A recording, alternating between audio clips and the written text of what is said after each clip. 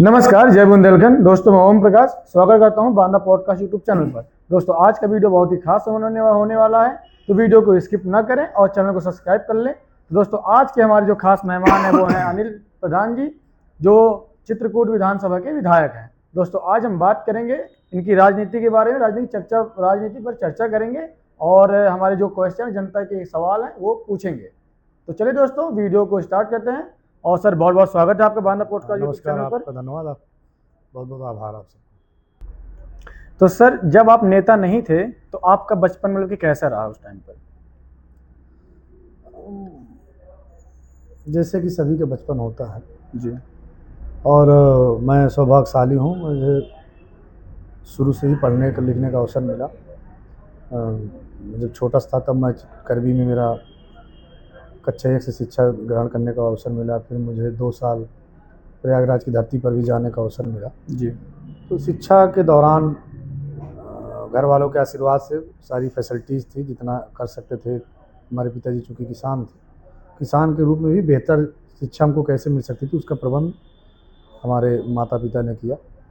और चित्रकूट में भी हमको पढ़ने का अवसर मिला। फिर मुझे इलाहाबाद में भी जाने का अवसर मिला, वहाँ भी पढ़ाई की। उसके बाद हाई स्कूल इंटर की परीक्षा पढ़ाई मैंने यहीं से किया, श्री गंगा प्रसाद जनसेवा इंटर कॉलेज से।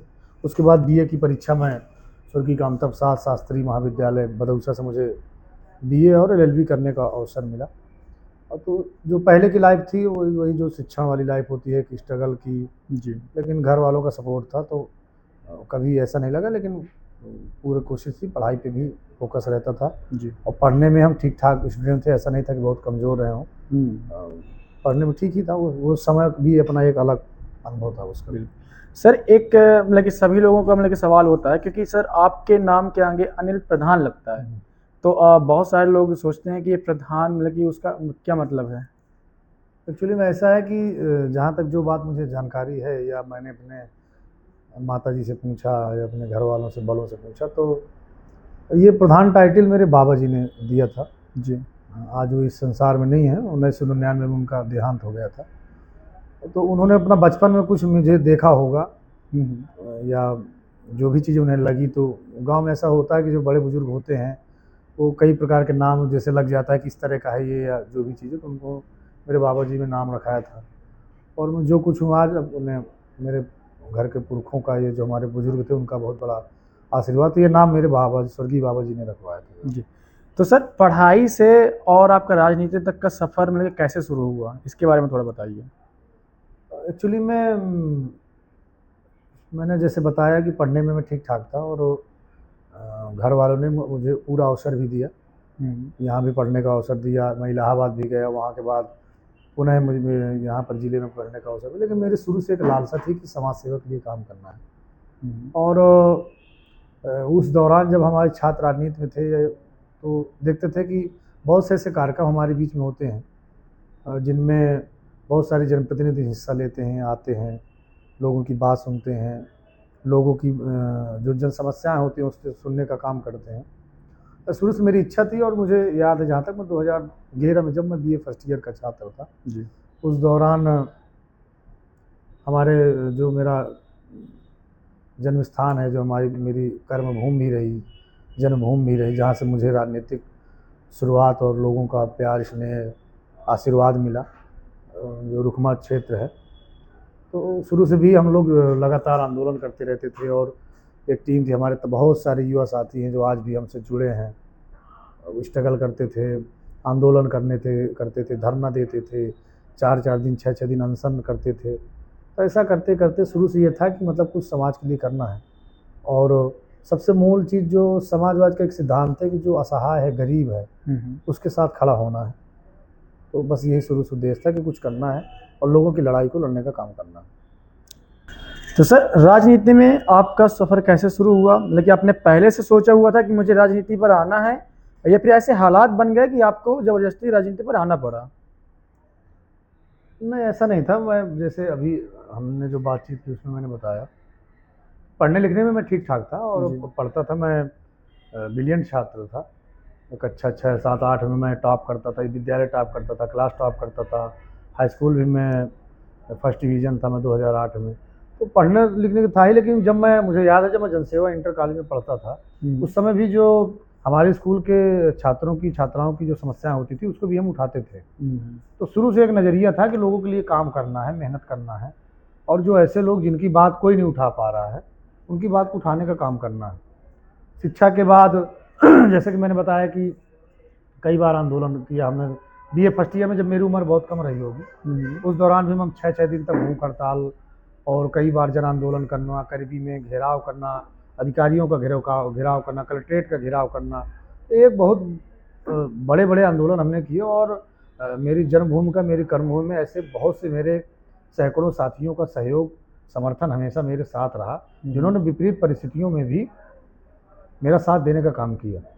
सवाल राजनीति का रहा, चूँकि जब आप लोकतंत्र में लड़ाई लड़ते हैं जनता की, तो कहीं ना कहीं आपको पद में भी जाना, ऐसा नहीं कि बिना पद के आप सेवा नहीं कर सकते हैं, लेकिन जब आप पद में हो जाते हैं तो पद की वजह से, चूँकि जब आप उस जगह पर पहुँचेंगे तो जब आप सीट पे रहेंगे तो आप बहुत से चैनल हैं जहाँ पर बैठकर अपनी बात को कह सकते हैं, अपनी बात को उठा सकते हैं। धरना प्रदर्शन आंदोलन के अलावा भी जो आपके लोकतांत्रिक रूप में अधिकार जनप्रतिनिधि को मिलते हैं, उनका उपयोग आप जनता के हित के लिए करते हैं।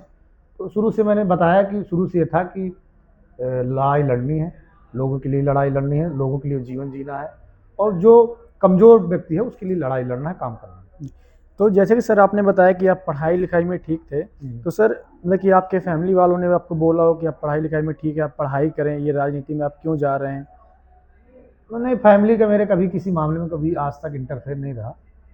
जब मैं पढ़ता था तो पढ़ने में भी पूरा सहयोग मेरे माता पिता का, मेरे भैया, बड़े वाले भैया हैं, या मेरे घर के सभी लोगों का सहयोग था। और ऐसा नहीं कि कोई चीज़ मेरे ऊपर थोपी गई हो, मुझे फ्री हैंड रखा गया शुरू से कि आप जो करना चाहते हो अच्छे से आप काम करो और मेहनत ईमानदारी के साथ काम करो। नहीं, क्या होता है ना कि सभी जो मम्मी पापा होते हैं उनका ड्रीम होता है कि हमारा बच्चा पढ़ करके गवर्नमेंट जॉब की तैयारी करे। ऐसा रहा होगा, लेकिन चूंकि मैं शुरू से बताया कि जैसे इंटर के बाद ही लोग कंपटीशन की तैयारी में जाते, तो उसी दौरान ही मैं इंटर के बाद ही मेरा अपना प्रयास चालू हो गया कि मेहनत करना है, लोगों के लिए काम करना है, और अपना अस्पताल जाना, कहीं सुख दुख हो जाना। हमारे क्षेत्र में, रुकमा क्षेत्र में बिजली की समस्या होती थी, पानी की समस्या होती थी, अस्पताल की बहुत सारी चीज़ें जो बुनियादी चीज़ें नहीं थी उसके लिए हम लोग लड़ाई लड़ने लगे। घर वालों का भी सपोर्ट रहता था, मेरे बड़े भैया थे उनका बहुत सपोर्ट रहता था हर स्तर पर, वो फाइनेंशियली से लेकर जिस तरह, और कह रहा हूँ उन्हीं के घर का नहीं, मेरे घर परिवार का नहीं, मतलब मुझे लगता है हज़ारों लोगों का आशीर्वाद, जैसा मेरे घर के लोगों का आशीर्वाद था वैसे बहुत से ऐसे लोग हैं जो आज भी मुझसे जुड़े हैं, और जिनका सामाजिक रूप से या जो मुझे आर्थिक रूप से हर प्रकार से हौसला, मतलब केसेस किसी भी हर रूप में भी, मतलब ऐसे बहुत से लोग हैं जिनका हमेशा सहयोग रहा, समर्थन रहा, और उनके आशीर्वाद और उनकी सबकी कृपा से मुझे कभी पीछे मुड़ने का मौका नहीं मिला। हमेशा मैं आगे बढ़ता गया, लोग बढ़ते गए, कारवां बढ़ता गया। तो सर आपकी राजनीतिक सफ़र की शुरुआत कैसे हुई, और आपने जो पहला आपका चुनाव था वो कौन सा था?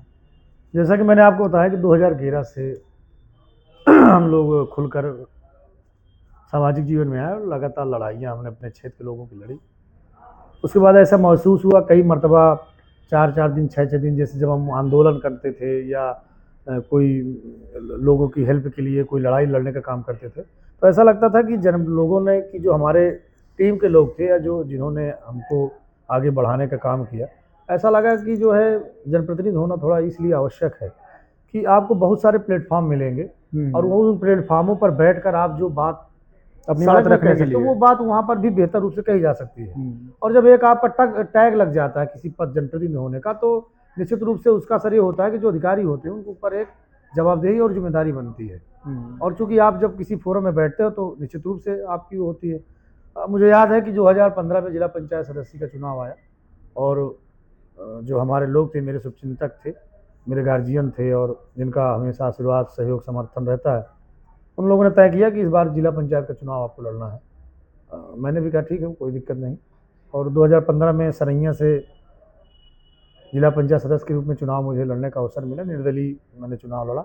उस समय मेरे एक संगठन था किसानों का, बुंदेलखंड किसान विकास समिति, उसी के बैनर तले हम लोग लगातार काम करते थे, लोगों के हित के लिए लड़ाई लड़ने का काम करते थे। तो 2015 के जिला पंचायत चुनाव लड़ा, और उस चुनाव में सरैया की सम्मानित जनता जनार्दन के आशीर्वाद से मुझे सबसे ज़्यादा वोटों से जीतने का आशीर्वाद मिला। मुझे लगभग 2500 वोटों से मैं उस चुनाव को जीता था 2015 में, और इस जिले का सबसे कम उम्र कम में जिला पंचायत सदस्य था और सबसे ज़्यादा वोटों से जीतने वाला जिला पंचायत का सदस्य बना।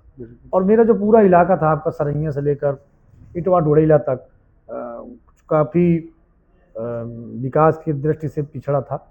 और इस बात को मुझे कहने में कोई गुरेज नहीं कि 5 साल में जब मैं लोगों के बीच में गया और जो जितना मैं काम कर सकता था किया, सुख दुख में किया, लड़ाई लड़ने का काम किया।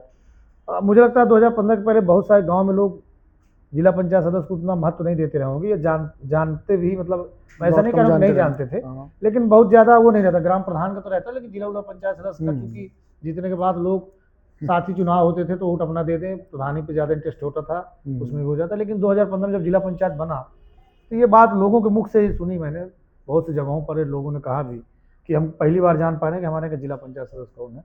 और लगातार मैंने 5 साल उस फील्ड में काम करने किया, सरैया से लेकर विकास का भी जो भी जितना मैं कर सकता था, एक जिला पंचायत सदस्य ग्रुप में जो भी मुझे धन आवंटित होता उससे मैंने काम किया।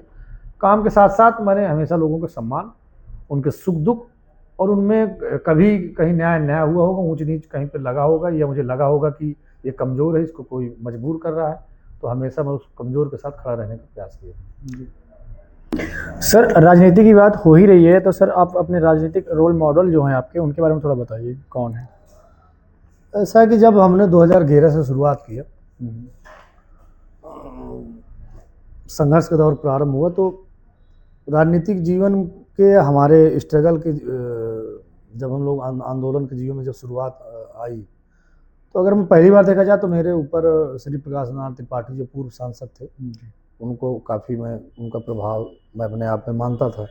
ऐसा लगता था कि इनके जैसे, चूँकि उनकी इच्छा भी थी कि बहुत तेज तर्राट थे और जनता के लिए किस तरह वो प्रशासन से बात करते, तो उनका मैंने अनुसरण करने का प्रयास किया उस समय। और उसी समय मैंने ये देखा कि चूँकि लोकल के होने की वजह से उनके बारे में हम जानते थे। उसी समय 2011 से मैं प्रारंभ किया राजनीति। 2012 में जब माननीय श्री अखिलेश यादव जी उत्तर प्रदेश के मुख्यमंत्री बने, उनसे मुझे मिलने का भी अवसर मिला। कई उनकी हमारी बीच की कई घटनाएं हैं, जैसे यहाँ पर आए थे सब, मैं सुरक्षा घेरा तोड़ के मिलने की कोशिश किया। माननीय राष्ट्रीय अध्यक्ष मुख्यमंत्री थे, उन्होंने मुझे मंच पर बुलाया, मेरी बात सुनी, मुझे लखनऊ बुलाया, वहाँ पर भी मेरी बात सुनी। उनसे मुलाकात के बाद मैं अपने यहाँ अस्पताल लेके आया, बहुत सी सीसी रोड, इस तरह बहुत सारे काम उनसे लेके आया। तो राजनीतिक रूप से अगर देखा जाए तो उनके बाद अगर वास्तविक रोल मॉडल अगर मैं कहूँ तो माननीय राष्ट्रीय अध्यक्ष जी मेरे रोल मॉडल रहे। और जीवन में तो बहुत सारे नेताओं का या बहुत सारे ऐसे लोग जिनका आपने अनुसरण किया हो, या जिनके बारे में, चाहे वो सरदार पटेल साहब हों, बाबा साहब अम्बेडकर हों, डॉक्टर लोहिया हों, श्रद्धेय नेताजी हों, श्रद्धेय मानवर काशीराम साहब हों, ऐसे लोगों को जो हमने काम करने का अवसर तो नहीं मिला, लेकिन उनके बारे में सुनने का, समझने का, उनकी बात को सुन के अपने ऊपर उतारने का ज़रूर कोशिश किया, प्रयास किया। तो मेरे रोल मॉडल तो माननीय राष्ट्रीय अध्यक्ष जी हैं। और हमारे पहले जिनके बारे में मैंने उनका नाम लिया, स्वर्गीय प्रकाश नारायण त्रिपाठी हमारे बीच में नहीं है, वो सांसद थे, लेकिन उनकी इच्छा भी जो जिले में थी, हमारे विशेष रूप से जहाँ पर मैं हूँ, जहाँ पर मेरा जन्म हुआ, हमारे यहाँ लाइट की बहुत बड़ी समस्या थी। तो जो हमारे यहाँ लाइट गई थी, तो जो हमारे पुराने लोग हैं, उस समय तो हमारा जन्म हुआ रहा होगा या पता नहीं हुआ था क्या कैसे, लेकिन उस समय वो हमारे क्षेत्र में लाइट ले जाने का काम की थी। मेरा जन्म हो गया होगा, मैं छोटा सा रहा होगा, तो अच्छा काम करता, तो उनसे भी सीखने का काम किया। माननीय राष्ट्रीय अध्यक्ष से भी हम लोग सीखने का काम करते हैं। राष्ट्रीय अध्यक्ष जी हमेशा इस बात को कहते हैं कि जो कमज़ोर है उसकी लड़ाई लड़ना ही समाजवाद है, और जो कमज़ोर की आप लड़ाई लड़ो। जीवन में संघर्ष है, जब तक आप जीवन है तब तक संघर्ष करना है, और संघर्ष करते करते लोगों के लिए, हित के लिए काम करना है। समाजवाद का तात्पर्य है कि जो कमज़ोर है, असहाय है, गरीब है, उसकी लड़ाई लड़ना। और जब कोई आपकी बात ना सुने, कोई आपके साथ ना खड़ा हो, जो कमज़ोर के साथ खड़ा हो, जो खड़ा हो वही खड़ा होगा जो समाजवादी विचारधारा की होती है। तो सर, समाजवादी विचारधारा ने आपको कैसे प्रभावित किया? और सर, पार्टी ज्वाइन करने के पहले आपके जो, मतलब कि आप जिनसे प्रभावित हुए, वो माननीय मुलायम सिंह यादव जी थे या फिर अखिलेश यादव जी थे, इसके बारे में थोड़ा बताइए। नेताजी, मैंने जो बताया कि नेताजी की कृपा तो जो खेत खलिहान से जो लोग हैं, और निश्चित रूप से मैं समझता हूं कि जो मान सम्मान आज खेत खलिहान से जुड़े लोगों को मिल रहा है, उसकी देन माननीय नेताजी, श्रद्धेय नेताजी है। श्रद्धेय नेताजी के भी जीवन के बहुत सारी ऐसी चीज़ें हैं जो हमें जानकारी जब हम पढ़ते थे उस दौरान पता चला, चूँकि उतना ज़्यादा वो ज़माना तो नहीं था सोशल मीडिया का वो, लेकिन कम से कम ये बातें अपने पुरखों से, अपने जो हमसे बड़े थे, गार्जियन थे, उनके बारे में तो श्रद्धेय नेताजी का भी एक अपना बहुत अलग और बहुत विशाल स्वभाव था। उन्होंने जो स्ट्रगल किया, नेताजी का शुरुआत, जैसे मैं कहूँ कि हमारे राजनीतिक जीवन में जो व्यवस्था माननीय नेताजी के आशीर्वाद से हुई, अगर वो नहीं होती तो शायद हम विधायक नहीं बन पाते थे। उसका एक उदाहरण मैं बताऊंगा कि उत्तर प्रदेश में पंचायती राज व्यवस्था में आरक्षण को व्यवस्था को लागू करने का काम श्रद्धेय नेताजी ने किया था जी। और 1995 के पहले ऐसा होता था कि गाँव में जो बड़े लोग होते थे वही चुनाव लड़ पाते थे, वही प्रधान जिला परिषद के सदस्य बन पाते थे। बहुत कम ऐसे लोग रहते होंगे जो कमज़ोर समाज से भी निकलकर आगे आने वाली राजनीतिक सीढ़ी को पाने का काम करते रहे होंगे। लेकिन श्रद्धेय नेताजी 1995 में मुख्यमंत्री बनते हैं, पंचायती चुनाव में आरक्षण की व्यवस्था करते हैं, और उन्होंने एक ऐसी व्यवस्था लागू की कि समाज का कोई तबके, किसी तबके का व्यक्ति हो, वो आर्थिक रूप से कमज़ोर हो, सामाजिक रूप से कमज़ोर हो, कुछ भी हो, लेकिन कम से कम उसको 10 साल में, 15 साल में प्रधान बनने का, जिला पंचायत बनने का, सदस्य बनने का, बीडीसी बनने का अवसर मिलेगा। और उसी का परिणाम है, मैं इस बात को दावे से कह सकता हूँ कि 1995 के बाद आज अगर 2025 बीच में देखेंगे, लगभग 30 वर्षों में, तो जितने भी विधायक और सांसद होंगे, आधे से ज़्यादा, मेरा व्यक्तिगत विचार है, आधे से ज़्यादा की शुरुआत जिला पंचायत सदस्य या ब्लॉक प्रमुख से हुई होगी। तो जितने भी लोग आज एमएलए होंगे, एमएलए बन के एमपी बनते हैं और ऊपर जा रहे हैं, तो नेताजी ने बहुत बड़ा आशीर्वाद उत्तर प्रदेश के लोगों को देने का काम किया। अगर उन्होंने पंचायती व्यवस्था नहीं की होती, मुझे जिला पंचायत सदस्य बनने का मौका नहीं मिला होता, तो शायद मैं यहाँ पर नहीं आ पाता। एक चीज़। दूसरी बात, समाजवादी विचारधारा के बारे में हम लोग तो पहले से जानते थे, और मेरी जो आस्था थी वो माननीय राष्ट्रीय अध्यक्ष जी में पहले से थी। मैं चूँकि जब समाजवादी पार्टी का सदस्य बना तो मैं समाजवादी पार्टी की सदस्यता 2019 में लिया, लेकिन मेरी वैचारिक रूप से सोच और मेरा जो समर्थन था वो समाजवादी विचारधारा को लेकर था। और इतने अच्छे नेता माननीय राष्ट्रीय अध्यक्ष जी का आशीर्वाद, मैंने बताया कि मैं एक घटना का मैं आपसे जिक्र जरूर करना चाहूँगा। 2013 की बात है, माननीय राष्ट्रीय अध्यक्ष उस समय उत्तर प्रदेश के मुख्यमंत्री थे। यहीं खो में लैपटॉप बांटने के लिए माननीय राष्ट्रीय अध्यक्ष जी आए हुए थे। मुझे भी मिलना था पाठा जहत की अपनी कई समस्याओं को लेकर। मैं कोशिश किया, नहीं मिल पाया, लेकिन मैं आगे तक पहुंच गया था, और जहां पर घेरा होता है उस घेरे को मैंने क्रॉस करने की कोशिश किया। पुलिस ने मुझे पकड़ लिया। माननीय राष्ट्रीय अध्यक्ष जी मुख्यमंत्री थे, उन्होंने जब मुझे देखा तो तुरंत सिक्योरिटी से कहा कि इसको आने दो।